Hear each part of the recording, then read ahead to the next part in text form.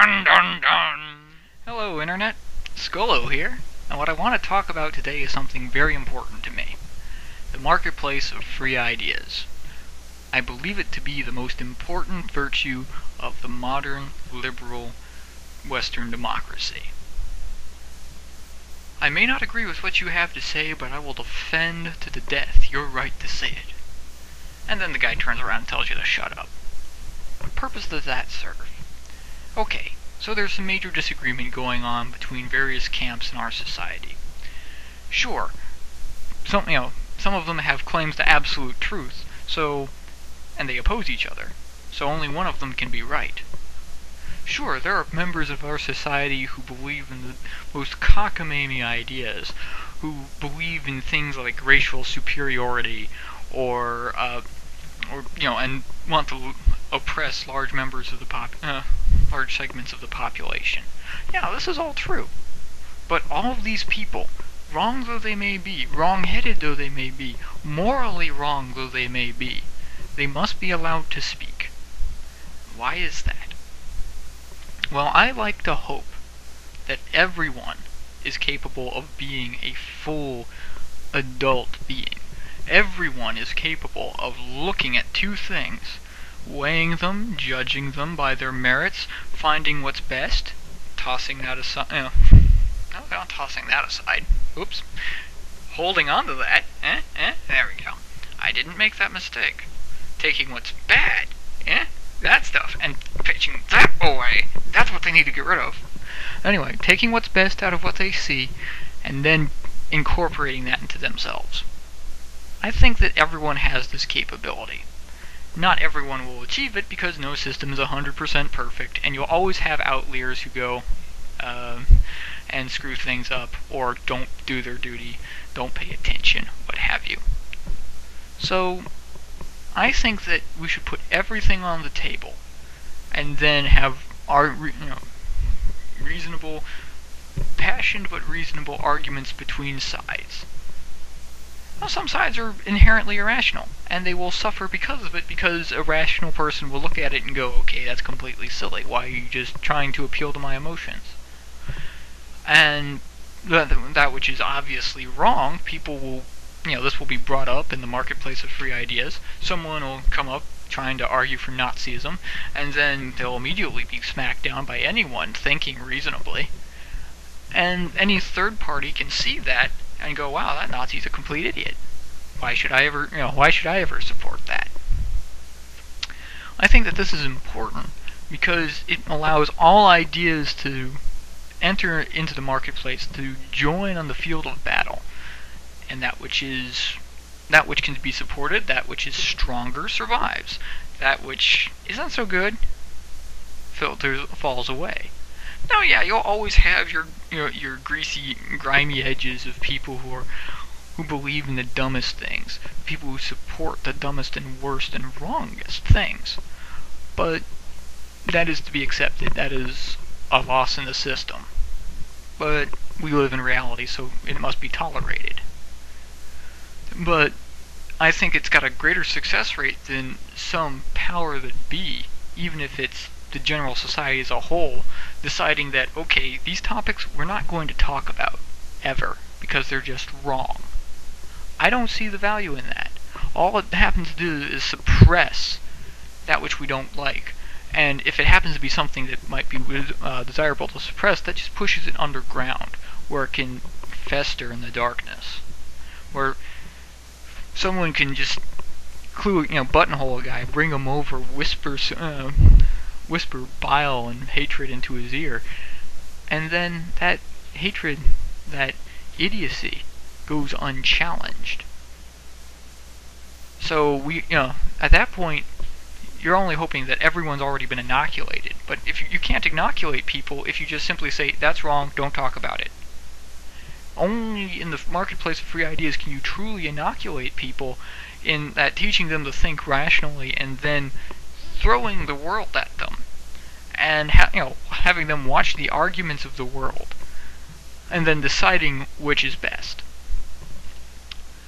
Only then can they realize, well, okay, this makes sense, this doesn't, so I'm going to go with the one that makes sense.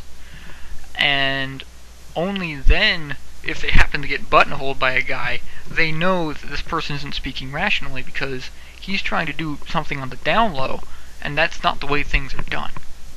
But instead, there's a lot of places where concepts are suppressed, where concepts are censored. And because they are censored, they cannot be challenged, and because they cannot be challenged, more people fall for them. I think that no idea is so bad that it can never be spoken. Because once an idea is spoken, it exists. As they say, the genie cannot be put back into the bottle. So there's no reason to pretend that it can be. There's no reason to pretend that if we never talk about it, it never exists, or if we never talk about it, people will never fall to that dark side. No, it just means that people are not falling to that dark side out of ignorance and innocence, rather than out of an actual strength that they have developed. That's why I think that things like YouTube, things like the internet, are wonderful things, because they are pretty much the last free frontier of human speech where we can say nearly whatever we want. I think we should be allowed to say more.